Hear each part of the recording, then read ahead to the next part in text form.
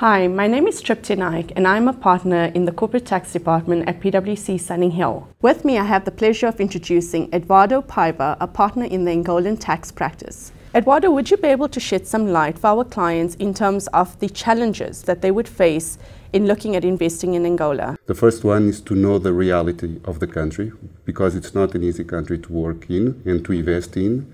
And secondly, to understand what are the main aspects of the sector of activity they will be investing in. This is very key and important. They should go there, they should know the country, they should know what are the players in the country, and even if they will have the need to have local partners.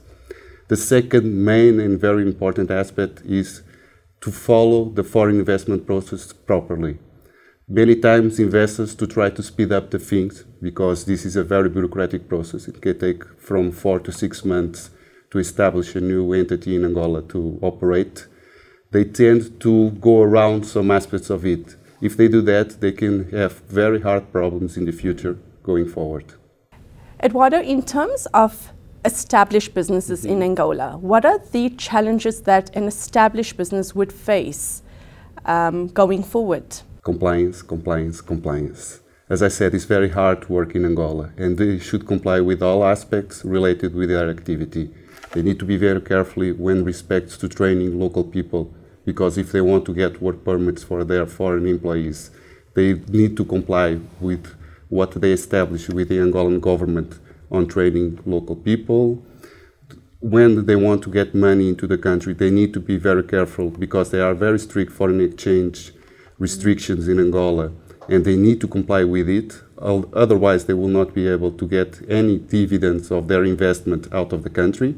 And third, there are huge penalties for non-compliance on tax matters in Angola, and they should avoid it.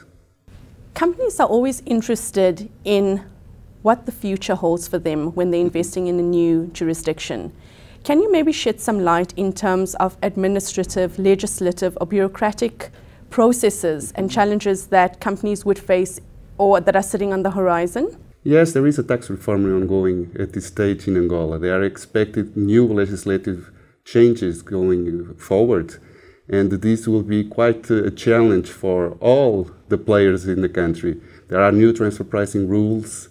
There will be lots of changes on the corporate income tax legislation in Angola. Compliance will be different. Even the Angolan tax authorities will be much more trained and able to speak with the taxpayers as they are currently. So it will be quite interesting years. At least the next couple of years will be quite interesting with all these changes happening in the country. Lastly, Eduardo, there's been a lot of talk in the international space with regard to base erosion and profit shifting, particularly from an OECD perspective.